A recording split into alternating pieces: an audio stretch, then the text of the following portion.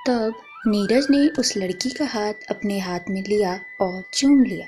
तब वह लड़की नीरज की तरफ देखते हुए बोली, निक्की, इस तरह मुझसे झूठा प्यार का दिखावा मत करो।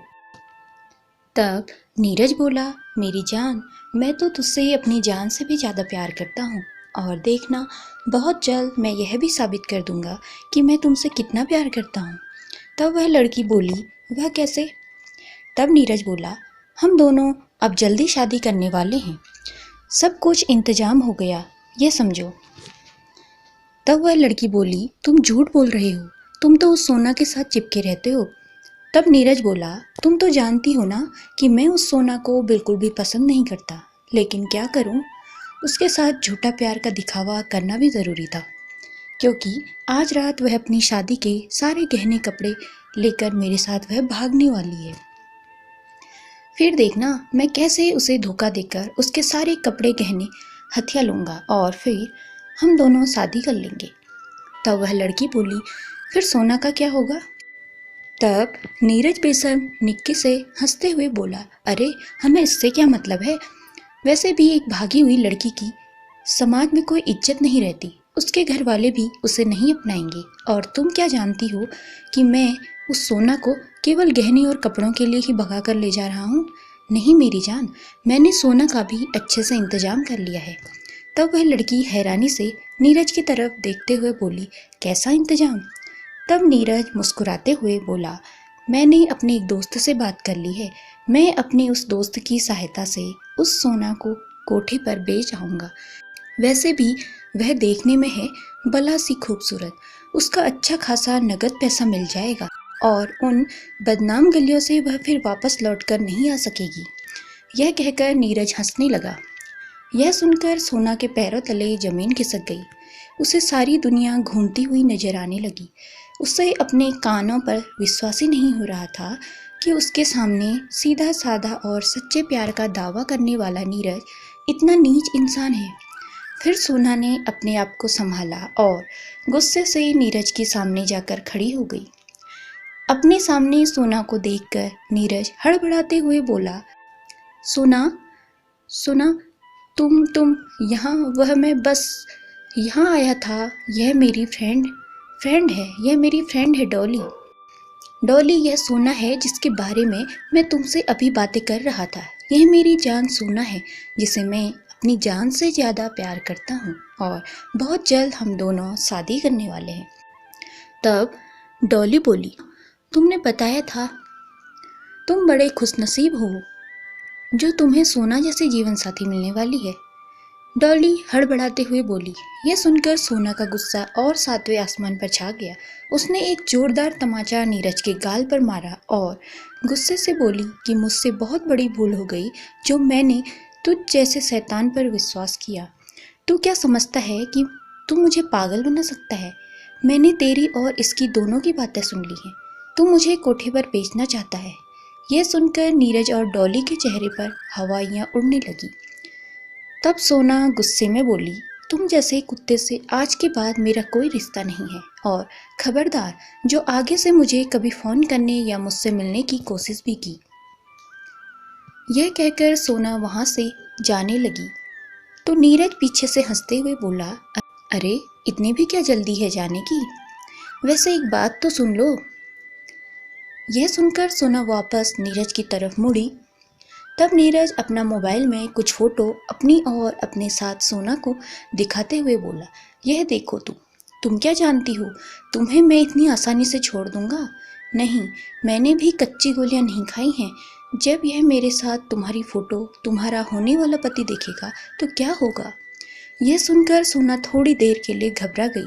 फिर अपने आप को संभालते हुए फिर से एक जोरदार तमाचा नीरज के गाल पर जड़ते हुए बोली, तुम्हें जो करना है तुम कर लो, मुझे इन सब से कोई मतलब नहीं है। और यह कहकर वह वापस रिया के पास आ गई और रिया को लेकर घर आ गई। रिया को इन सब के बारे में कुछ भी मालूम नहीं था। घर आए देखकर सोना की माँ केतकी भागकर उसके पास आई और खुश होते हुए बोली, ले आई बेटा चूड़ियाँ, बताओ अपनी माँ को तो बताओ कैसी लेकर आई हो। यह सुनकर सोना का दिल भर आया। उसे अपने आप पर घिन आने लगी कि वह अपनी नासमझी में अपने देवता जैसे माँ बाप और अपनी जान से ज़्यादा प्यार करने वाले माँ बाप और अपनी बहन को छोड़कर उस शैतान के साथ जाना चाहती थी। उसने यह क्यों नहीं सोचा कि उनके जाने के बाद उनके माँ बाप पर क्या गुजरती। वह तो जीते जी मर जाते। वह तो अच्छा हुआ जो भगवान ने उस शैतान का चेहरा इतनी जल्दी मेरे सामने ला दिया, वरना पता नहीं क्या होता। यह सोचकर सोना की आंखों में आंसू आ गए। सोना की आंखों में आंसू देखकर उसकी माँ घबराते हुए बोली, क्यों रो रही हो? वह बोली, क्या हुआ बेटा? यह सुनकर सोना भागकर अपनी माँ के गले लग गई और फूट फूट कर रोने लगी और कहने लगी, माँ मुझे माफ़ कर दो, मुझे अपनी गलती का एहसास हो गया है। तब उसकी माँ उसे प्यार से चुप कराते हुए बोली, क्या हुआ बेटा, क्या हुआ, बताओ, अपनी माँ को तो बताओ। लेकिन सोना रोए ही जा रही थी। तब उसकी माँ ने रिया से कहा, जाओ रिया, जल्दी से अंदर से दीदी के लिए पानी लेकर आओ। तब रिया बोली, जी मैं अभी लाती हूँ। यह कहकर रिया वहाँ से चली गई। सोना को उसकी माँ के पास ही कुर्सी पर बैठाया। तभी रिया पानी लेकर आ गई।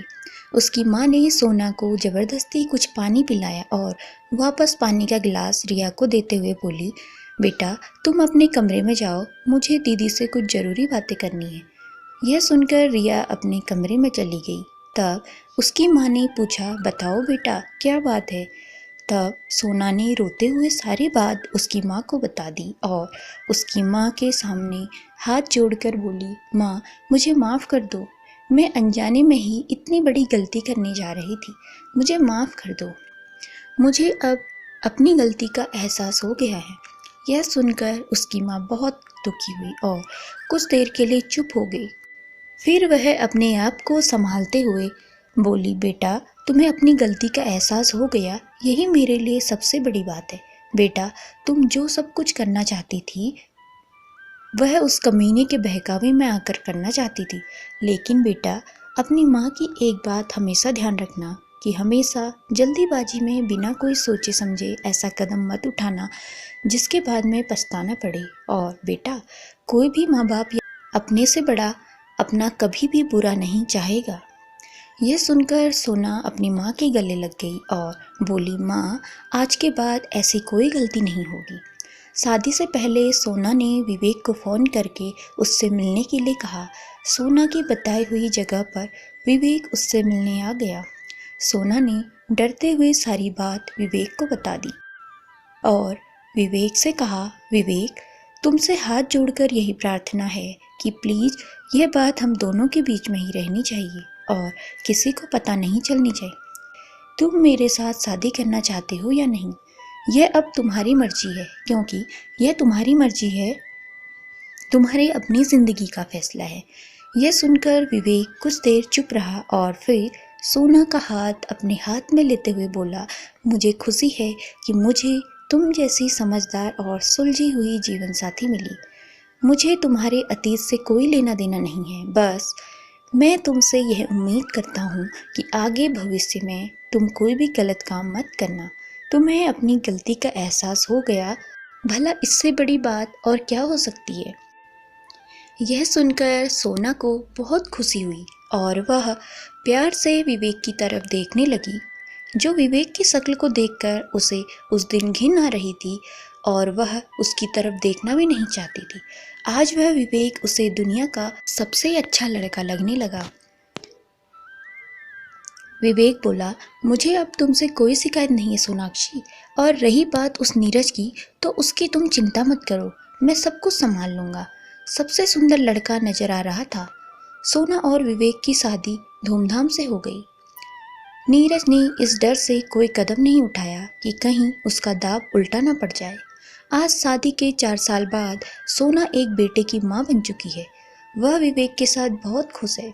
सोना की एक सहेली ने उसे बताया कि किसी लड़की को बहला फुसला कर भगा कर ले जाने और कोठे पर बेच देने के कारण नीरज को 10 साल की सजा हो गई है। यह सुनकर सोना सोचती है कि अच्छा हुआ, उसे समय रहते अपनी गलती का एहसास हो गया। उसके माँ पापा सच कहते थे कि बेटा कभी भी कोई भी माँ बाप अपने बेटा बेटी का बुरा नहीं कर सकते। वह हमेशा उसके भले के बारे में ही सोचते हैं। सच कहा था उसके माँ पापा ने सच में विवेक जैसा जीवन साथी उसके लिए ढूंढकर उसे बहुत बड़ी खुशी दे दी है। विवेक सोना से बहुत प्यार करता है और अपनी जान से ज़्यादा उसका ख्याल रखता है। सोना विवेक के साथ बहुत खुश है। सोना के ससुराल वाले भी उसे बहुत प्यार करते हैं। सोना की बहन रिया की भी इस साल अपने माँ पापा द्वारा ढूंढे गए लड़के के साथ शादी हो चुकी है। रिया भी अपने ससुराल में बहुत खुश है। उनके माँ पापा भी उन दोनों को खुश देखकर बहुत खुश हैं। तो दोस्तों, कैसी लगी आपको ये कहानी? अगर आपको कहानी पसंद आई है तो प्लीज़ शेयर कीजिए ज़्यादा से ज़्यादा और चैनल को सब्सक्राइब कीजिए। धन्यवाद।